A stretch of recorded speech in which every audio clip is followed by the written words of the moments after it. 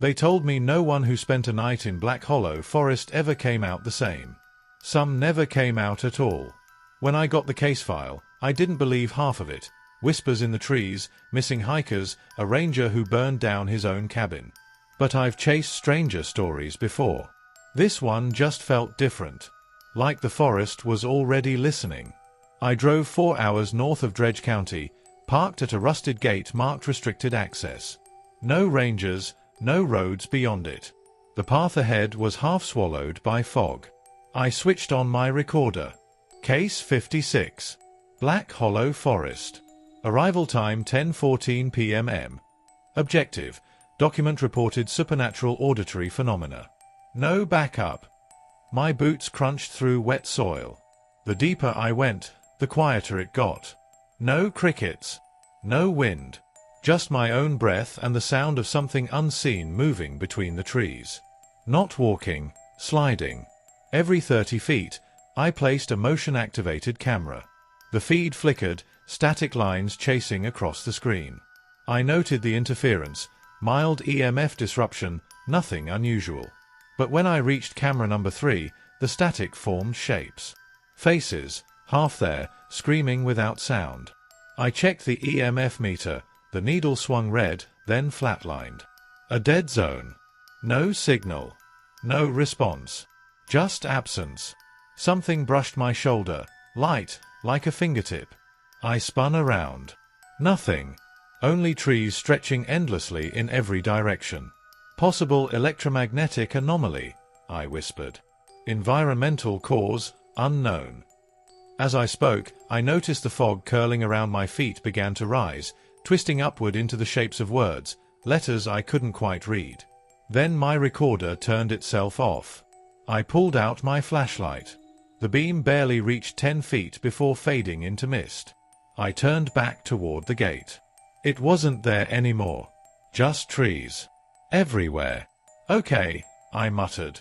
Stay calm. Mark a perimeter. Keep moving. That's when I heard it, the first whisper. It sounded close, like someone leaning right next to my ear. You came back. I froze. My breath steamed in the air, though the night wasn't cold.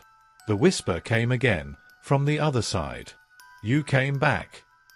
I turned slowly, recording everything. The forest around me looked normal, except the trees.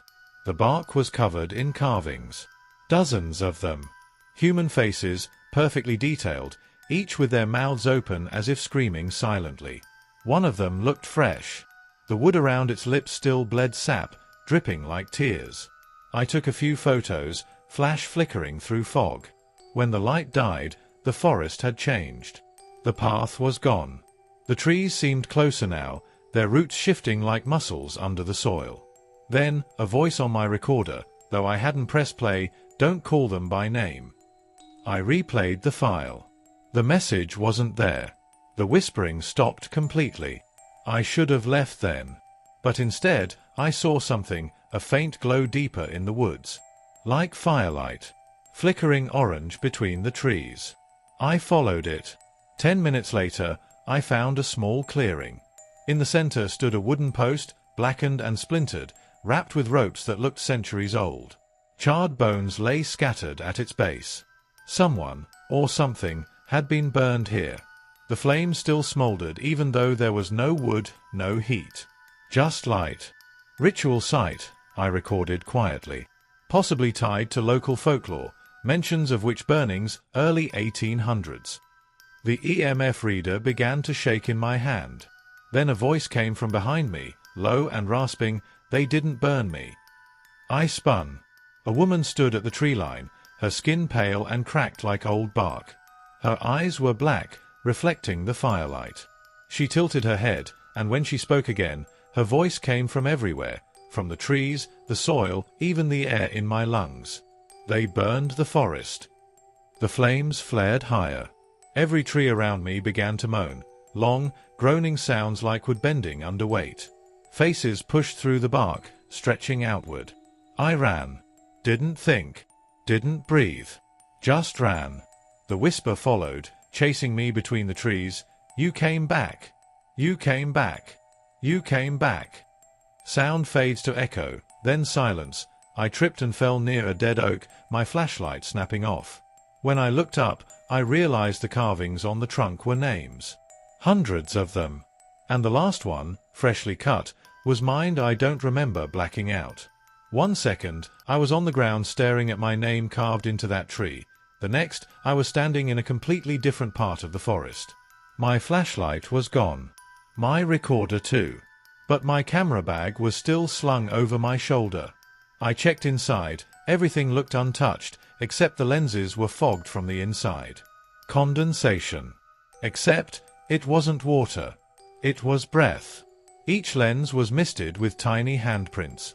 Children's handprints. I felt a shiver crawl through me. The air smelled wrong, like burnt wood and something sweet, like decay covered by perfume. I forced myself to start walking, marking trees with a knife every 10 steps to keep direction. 10 minutes in, I found something, an old ranger station, rotted through but still standing. Its door hung open, squealing slightly in the wind. I stepped inside. The room was empty except for a desk, a broken lamp, and a wall plastered with missing person posters. Hikers, campers, even a police officer. Every photo had been scratched out, their eyes gouged away with something sharp. And written across them, in black ash, were the same 3 words, "The woods remember." I took a photo, but when the flash went off, the room changed. The desk wasn't empty anymore. There was a tape recorder sitting on it. Old, 1970s style, still running. I hit play. Day 9. Still hearing them at night. They say my name now. I burned the tapes, but it doesn't help. The forest, it's learning. The voice crackled, then warped, the tone rising until it matched my own. It was me. Day 9, it repeated, perfectly. The forest, it's learning. I dropped the recorder. It hit the ground, but the voice kept playing, even without power. Then another joined in, low, wet, whispering right in my ear. "You brought us new words."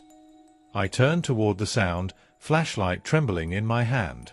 The shadows on the far wall began to move, not cast by something, but moving on their own. They twisted together, forming outlines of people, hundreds of them. And in the center of the room, just beyond the edge of the light, stood a tall, thin figure. It looked human, but wrong. Too long. Its arms hung almost to the ground, fingers brushing the floorboards. Its head tilted sharply, listening, as if my heartbeat itself was calling it closer. "Who are you?" I managed to whisper. The thing didn't speak. It just leaned forward, and where its face should have been, there was bark, carved with thousands of tiny mouths. They all whispered in unison, "You came back." I stumbled backward, hitting the desk, and the figure began to unravel. The bark cracked, revealing veins of red light beneath, like fire trapped under wood. I bolted out of the cabin and ran into the forest again. This time, I didn't stop. Branches tore at my jacket, the fog growing thicker, heavier. It wasn't natural fog anymore. It moved with me, matching my pace. After what felt like an hour, I found an old sign buried in vines, Camp Ashfield, Forestry Outpost. That name, I remembered it. It was mentioned in a 1980s case file about a cult that disappeared after performing mass cleansings of the forest. Supposedly, they burned the forest to destroy the mother spirit living in it. They failed. The ground trembled slightly beneath my feet. The air shimmered, and for a moment I saw it, the forest burning. The same clearing, the same stake. Men in robes chanting, fire roaring as they threw something into the flames. Something alive. Then it was gone. I heard sobbing behind me. I turned, and a woman stood there, the same one I'd seen earlier. Her eyes still black, her mouth trembling. "They called me a witch," she whispered. "They tried to kill me. But I am the root now." Her skin split down the middle as if something underneath was pushing outward. Her body folded backward unnaturally, and out of her spine grew branches, twisting, sprouting leaves, bark, and black thorns. I stumbled back as her form fused with the ground, spreading outward, vines racing toward my feet. "You shouldn't have spoken her name," a voice hissed from everywhere. The trees began to move, bending toward me like they were bowing. And then I realized they were faces. The same ones carved into the trunks before, now alive and breathing, stretching toward me. They whispered my recordings, word for word, repeating every note, every sentence I'd ever said aloud. The forest had learned my voice. Distorted playback, overlapping whispers, Case 56, possible anomaly. You brought us words, the forest said through 100 mouths. Now give us breath. I turned and ran again, not even knowing where anymore. Every direction looked the same. But then, through the mist, I saw a light, a soft white glow. It was the gate. I could see my car. I sprinted toward it, lungs burning. But as I got closer, the light dimmed. The shape of the gate began to bend, the bars curving into roots. And the voice came one last time, no one leaves the woods. They only grow back into it.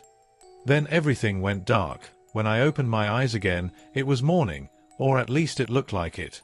The mist was thinner, sunlight filtering weakly through the canopy, but something was off. The air smelled of smoke and ash. Everything was still burning. I sat up slowly. The ground beneath me wasn't soil anymore. It was blackened wood, charred and smoking. My jacket was gone. My skin was streaked with soot. And in the distance, I heard voices. Dozens of them. Men. Women. Chanting in rhythm. I crept forward through the trees, each step sinking into the ash, until I saw the clearing again, the one with the stake. Except this time, it wasn't ruins. It was new. People in dark robes stood in a circle, torches raised high. In the center, a woman was tied to the post, screaming. Her voice echoed across the trees, sharp and raw. You think burning me will save you? Her eyes locked with mine. And in that instant, I realized it was her. The woman I saw in the woods. The one who whispered to me. One of the men in robes shouted something about the cleansing, about purging her blight. Then they lit the pyre. The fire roared to life, smoke twisting upward in impossible shapes. The woman didn't scream anymore, she laughed. Her voice became distorted, layered, hundreds of tones overlapping, whispering in unison. I will feed on your words. I will live through your breath. I stumbled back, clutching my head. The scene started to warp. The faces of the people blurred, their bodies melting into the flames. The fire climbed higher, spreading across the trees, devouring everything, but the forest didn't die. It absorbed the fire. Roots tore through the ground like serpents, wrapping around the pyre. The woman's body vanished into the soil. Her laughter became wind, spreading through the trees until it echoed everywhere. Then everything went silent. The forest around me was alive again, green, full, endless. But no birds. No insects. Just stillness. You see now, a whisper said behind me. I turned. It was her again, but this time she looked human. Young. Beautiful. She smiled softly, her face gentle but her eyes completely black. They burned me to silence the forest. But I was the forest. Their words gave me shape. Their prayers, their screams, all language feeds me. I backed away slowly. You're not real, I muttered. She tilted her head. I am everything spoken here. Every word ever said within these woods. Even yours. The ground trembled. The trees shifted closer. And from their trunks I saw faint shapes pressed against the bark, faces, mouths, even moving eyes. The forest was full of people. Each tree was a body. Each whisper, a soul. You recorded my name, she said. That's how you called me. I realized with a sinking horror, the voice on my recorder earlier wasn't an echo. It was her way in. She'd learned my tone, my language, my breath. You're an investigator, she continued softly. You came seeking proof. I can give you proof, eternal, if you stay. The trees began to hum, the sound vibrating through my bones. The air shimmered. Every device on me, my camera, my EMF reader, turned on by themselves. The screen on my camera flashed white, and suddenly I wasn't standing in the clearing anymore. I was inside the footage. Everything was dark except the glow of the camera light. My own voice echoed faintly ahead of me, the same logs from my earlier recordings. Case 56. Black Hollow Forest. I moved toward the sound, flashlight trembling. There I was, a figure in the distance, holding a recorder, talking into the mic. I could hear every word I'd said that first night. But the version of me I was watching started to change. His head turned, slowly, until his face looked directly at me through the lens. And he smiled. "You came back." I dropped the camera, but it kept recording. The forest flickered again, images jumping, distorting. The woman's laughter filled the air, looping endlessly. "The woods remember," she whispered. "And now they will speak through you." I felt something crawl up my spine, invisible fingers pressing against the back of my neck, cold and deliberate. I screamed, clawing at the air, but my voice didn't sound like mine anymore. It was deeper, broken, layered, like 1,000 echoes piled together. Then I saw it. The faces in the trees were watching me. Their mouths moved in sync with my words. When I stopped speaking, they did too. I realized the truth. The forest didn't just remember sound. It needed it. Every word, every breath, every story told within it fed the demon that lived there, the voice eater. And I was now part of its story. I don't remember when I stopped running. The forest stretched forever, looping in on itself. No direction, no escape.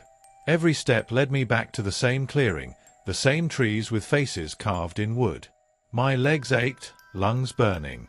I dropped to my knees and screamed, not out of fear, but rage.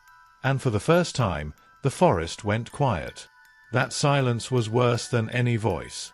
Because I knew it was listening. I pulled my camera out again, cracked, half dead, but still recording. The red light blinked. "If anyone finds this," I whispered, "don't come here. Don't follow my trail. The forest isn't haunted. It's hungry." My own voice echoed back from the trees. "The forest is hungry. The forest is hungry." I turned toward the echo. The faces on the trees were smiling now, carved mouths widening, stretching until bark split like flesh. Sap bled from their lips. It smelled like copper, like blood. Then the ground moved. The roots beneath me pulsed, slow, rhythmic, almost breathing. I stumbled backward, tripping over something buried in the soil. When I brushed the dirt away, I saw a camera. Old. Rusted. Exactly like mine. I picked it up and pressed play. Sound of static, faint voice of the woman whispering happy smiley, "Do you see now?